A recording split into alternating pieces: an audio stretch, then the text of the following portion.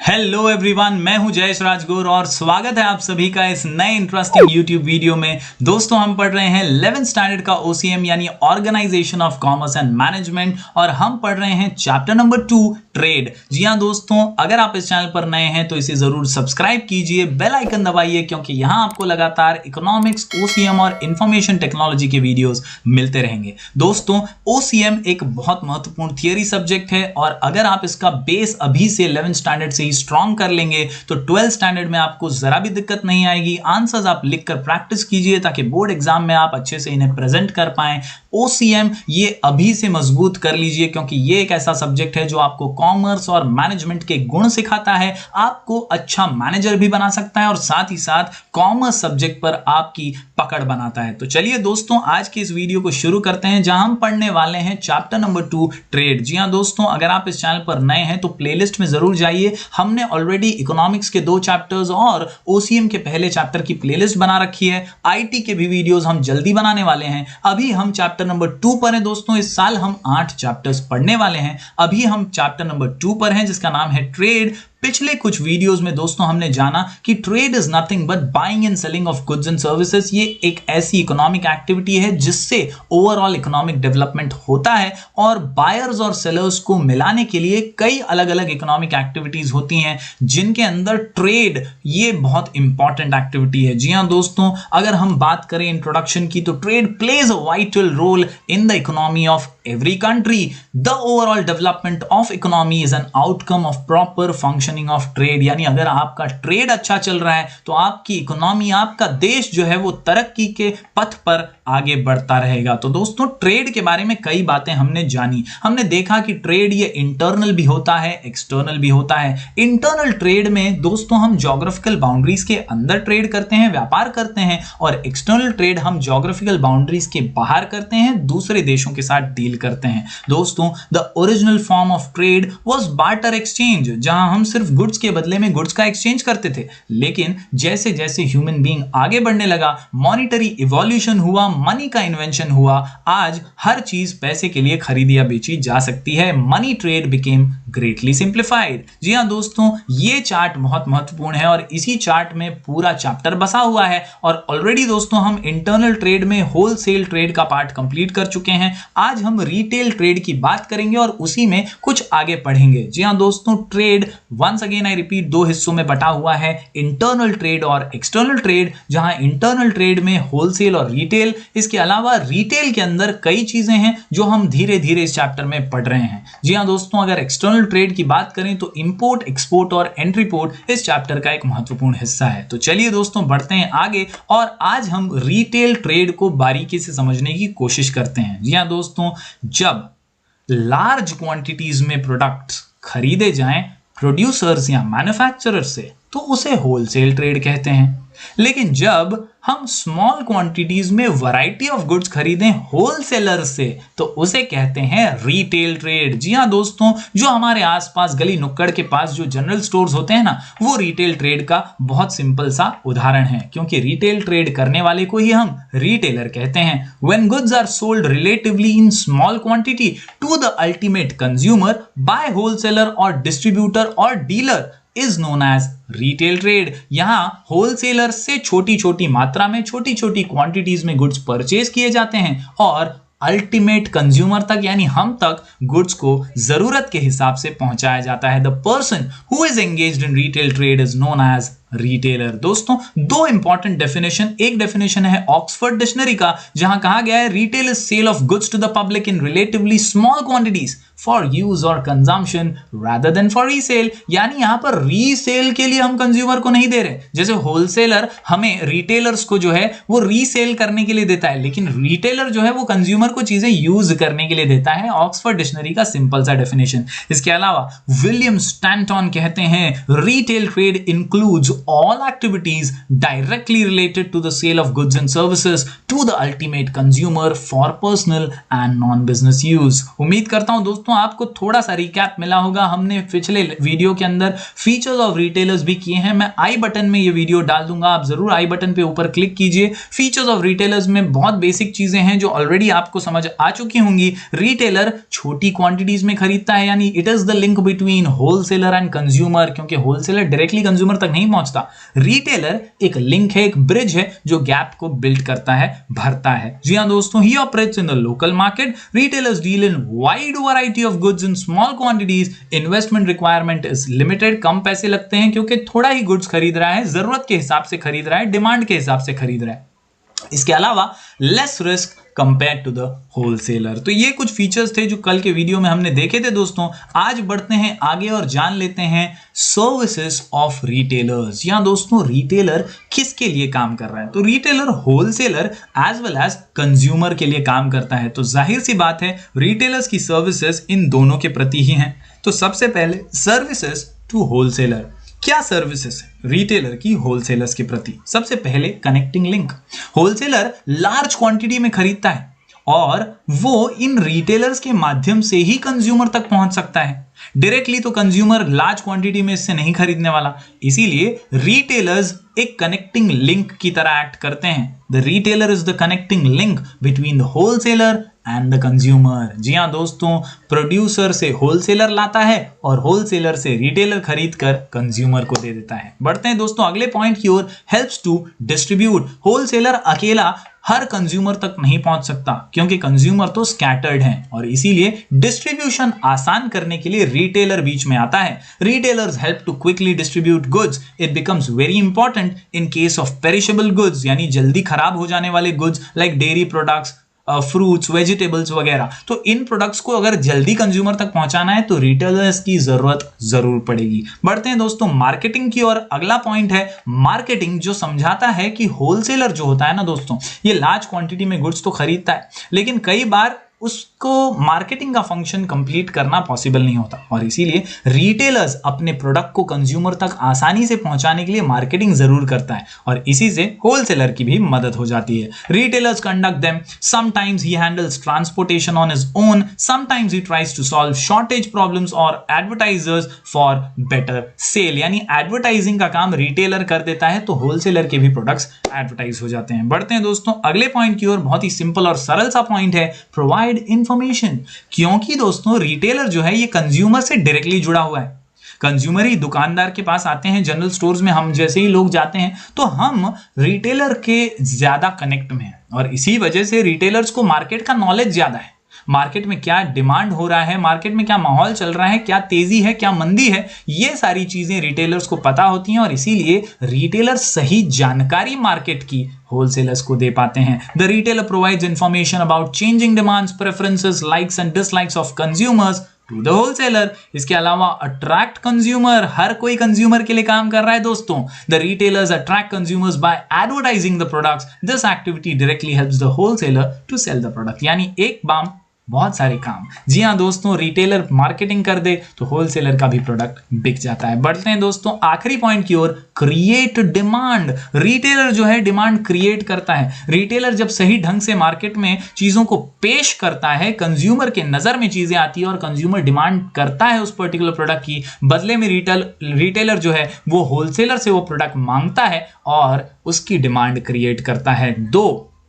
Through personal salesmanship, retailer attracts consumers' attention towards new goods and arrivals in the market. नई चीजों के बारे में वो कंज्यूमर को लगातार बताकर उन्हें अट्रैक्ट करता है और वो डिमांड क्रिएट करते हुए होलसेलर से वो सामान खरीदता है। To create demand for new goods, the retailer puts new goods for window display. आप कई बार देखते हैं दोस्तों कपड़ों की दुकान में जो नया कलेक्शन आता है वो बाहर लगाया जाता है विंडो डिस्प्ले पर, जो देखकर कंज्यूमर अट्रैक्ट होते हैं और उसकी डिमांड करते हैं। तो ये थी कुछ services of retailers towards the wholesaler. अब बढ़ते हैं दोस्तों आगे। आसान सी चीज, services of retailers towards the consumer. हमारे लिए क्या करता है रिटेलर, हमारे प्रति क्या सर्विसेज हैं, क्या दायित्व है रिटेलर का। तो कुछ इंपॉर्टेंट पॉइंट्स यहां पर दिए हुए हैं। 7 पॉइंट्स का ये आंसर है दोस्तों। आराम से, आसानी से, सिंपल वे में आप समझ जाएंगे। सबसे पहला तो regular supply of goods.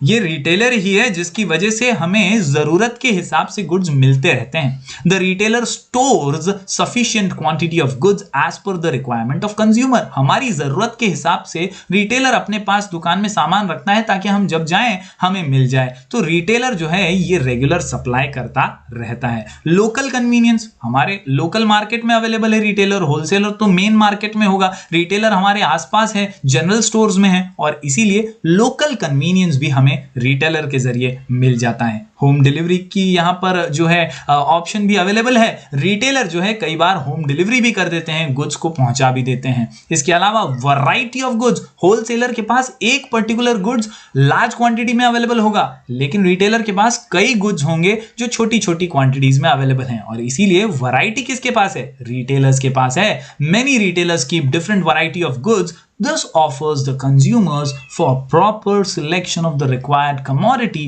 of their choice। तो आसानी से हम चुन सकते हैं हमें क्या पसंद है, हमें क्या चाहिए, और वो डिमांड कर सकते हैं। साथ ही साथ दोस्तों क्रेडिट फैसिलिटी भी देते हैं। अगर आप एक ट्रस्टेड कंज्यूमर हैं, आप एक ही दुकान से, एक ही जगह से आप रेगुलरली चीजें परचेज करते हैं, आप रेगुलर कस्टमर हैं, तो रिटेलर आपका मान सम्मान रखते हुए आपको क्रेडिट फैसिलिटी भी देते हैं ताकि आप महीने में, 2 महीने में एक बार राशन भरा कर आप उन्हें पैसे चुका सकें थोड़े थोड़े करके। The retailer gives credit facility to their regular consumer. तो आसान से पॉइंट है दोस्तों, ये आंसर भले ही दिखने में बड़ा दिखता हो, लेकिन अगर आप इसे समझ गए तो ओन वर्ड्स में आप काफी आसानी से ये सर्विसेज लिख सकते हैं। इसके अलावा आफ्टर सेल्स सर्विसेज, ये भी वारंटी गारंटी वाला काम है दोस्तों, और ये आपका लोकल जो कस्टमर बना के आपको रखा है जिसने रिटेलर ने, वो रिटेलर ही आपको अच्छी और सही ढंग से आफ्टर सेल सर्विसेज दे सकता है। इसके अलावा दोस्तों अगर बात करूं इंफॉर्मेशन की, तो मार्केट में क्या नया आया है, क्या नया लॉन्च होने वाला है, या एग्जिस्टिंग प्रोडक्ट पे क्या ऑफर्स हैं, ये बताने का काम भी रिटेलर ही करता है, और इसीलिए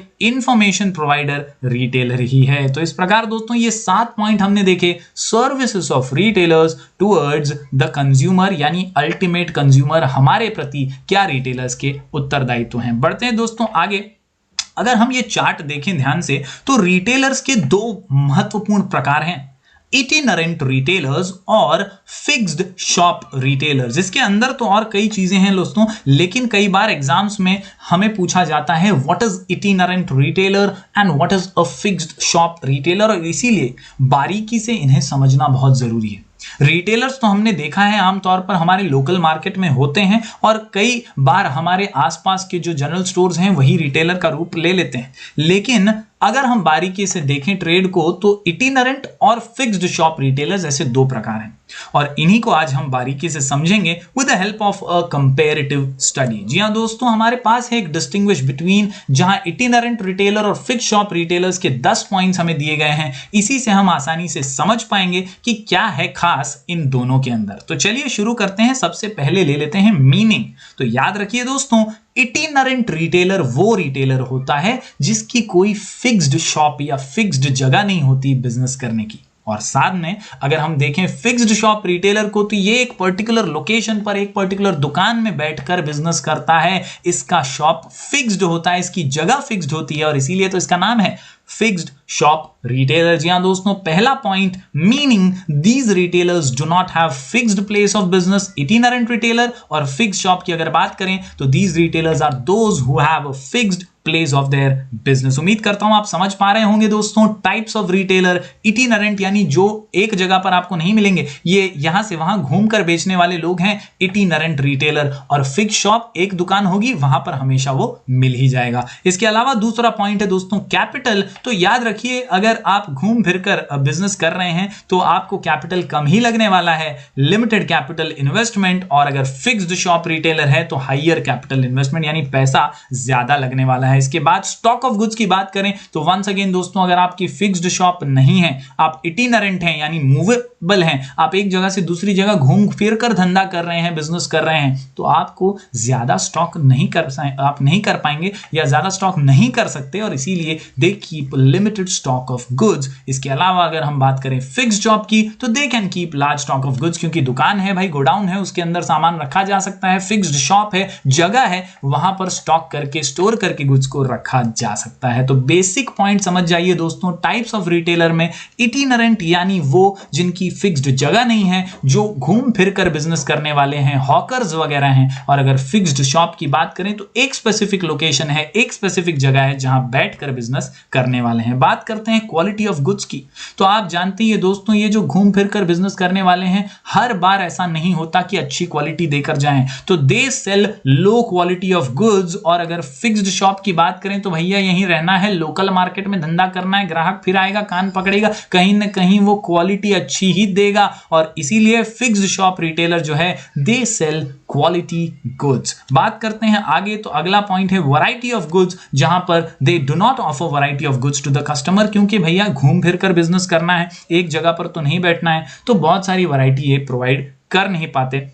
इसके अलावा अगर फिक्स शॉप की बात करें तो दे ऑफर वैरायटी ऑफ गुड्स, इनके पास बहुत सारे प्रोडक्ट्स होते हैं दुकान में रखे हुए, सजाए हुए, और उनमें से पसंद करके कंज्यूमर जो है अपने गुड्स परचेज कर लेता है। बात करते हैं प्राइस की, तो ये जो घूमने फिरने वाले हैं इटिनरेंट रिटेलर दोस्तों, इनके प्राइसेस लो होते हैं, और एक फिक्स शॉप वाला है तो उसे बहुत खर्चा है दोस्तों, इसका मार्जिन थोड़ा सा होता है प्रॉफिट का, और इसीलिए प्राइस कंपैरेटिवली थोड़ा सा हाई तो हो ही सकता है, क्योंकि ओवरहेड कॉस्ट यानी थोड़ा खर्चा, लाइट बिल वगैरह, रेंट वगैरह तो निकालना है ना, और इसीलिए थोड़ा प्राइस हाई हो सकता है। क्रेडिट फैसिलिटी की बात करें तो भैया हम तो घूम फिर कर बेच रहे हैं, हम तुमको उधार कैसे देंगे भाई, हम आज हैं कल नहीं है, तो उधार तो नहीं मिलेगा। इटिनरेंट रिटेलर जो होता है they don't give credit facility to customers. अगर बात करें फिक्स शॉप की, तो अगर लॉयल कस्टमर है, जैसा हमने अभी भी पढ़ा दोस्तों, अगर रेगुलर कस्टमर है तो शायद क्रेडिट फैसिलिटी मिल सकती है रेगुलर कस्टमर्स को। बात करते हैं चॉइस ऑफ गुड्स की दोस्तों, क्योंकि इटिनरेंट रिटेलर के पास स्टॉक कम होता है तो ज्यादा चॉइस नहीं मिलती, कस्टमर हैव लिमिटेड चॉइस। और अगर बात करें हम फिक्स शॉप की, तो यहां पर कंपैरेटिवली मोर स्कोप है, ज्यादा चॉइस करने का स्कोप मिलता है, कस्टमर कुछ वैरायटी में से चुन सकता है। तो यहां पर याद रखिए, customers have limited choice for selection of goods in itinerant retailers as well as अगर फिक्स शॉप की बात करें तो यहां पर customers have more scope for choice of goods. इसके अलावा डोर टू डोर सर्विस की बात करें तो ये जो इटिनरेंट वाले हैं ये डोर टू डोर आ जाएंगे, ये घूम फिर कर ही तो बिजनेस कर रहे हैं, इसीलिए they offer door to door service. लेकिन अगर बात करें फिक्स शॉप की तो ऐसा हर बार पॉसिबल नहीं होता, they do not offer door to door services. इसके अलावा आखिरी पॉइंट की बात करें तो आफ्टर सेल्स सर्विसेज, लेकिन भैया इटिनरेंट रिटेलर तो आज है कल नहीं है, ये तो घूम फिर के बिजनेस कर रहा है, और इसीलिए दे do not provide after sale services. कोई गारंटी वारंटी यहां पर नहीं मिलने वाली इटिनरेंट में। लेकिन अगर फिक्स शॉप की बात करें तो दुकान है तो हो सकता है आपको प्रोडक्ट के ऊपर वारंटी गारंटी मिल जाए, आफ्टर सेल सर्विसेज भी मिले, क्योंकि कस्टमर के साथ अच्छा रिलेशन बनाना फिक्स शॉप रिटेलर का काम होता है। तो इस प्रकार दोस्तों 10 पॉइंट के आंसर से उम्मीद करता हूं आप समझ पाए होंगे types of retailer, itinerant and fix shop retailer. दोस्तों 10 पॉइंट है, कई बार हमें ऐसा लगता है कि यार ये 10 पॉइंट का डिस्टिंग्विश कैसे याद होगा, तो दोस्तों घबराने की बात नहीं है, हम लेकर आए हैं एक शॉर्ट कोड जिसके जरिए आप आसानी से ये 10 पॉइंट्स का आंसर याद कर सकते हैं, इसे समझ भी सकते हैं। दोस्तों types of retailer, distinguish between itinerant and fix shop retailer, answer का नाम MCQ एड्स PVC। जी हाँ दोस्तों, MCQ ADS PVC, MCQ ADS PVC, जहां M से मीनिंग, C से कैपिटल, Q से quality of goods. MCQ ADS के अंदर A से आफ्टर सेल सर्विस, D से door to door service, S से स्टॉक ऑफ गुड्स। जी हाँ दोस्तों, एड्स और PVC में आप देख सकते हैं P से प्राइजेस, V से वैरायटी ऑफ गुड्स, C से क्रेडिट फैसिलिटी और चॉइस ऑफ गुड्स। तो इस प्रकार 10 पॉइंट भी आसानी से आप याद रख सकते हैं, समझ सकते हैं। दोस्तों जरूर इसकी लिखकर प्रैक्टिस कीजिए और आसानी से इसे समझ पाएंगे, एग्जाम में अच्छे से प्रेजेंट भी कर पाएंगे। दोस्तों हम मिलेंगे फिर एक बार कुछ और नए वीडियोस के साथ, तब तक के लिए बने रहिए हमारे चैनल पर। Do like, share and subscribe.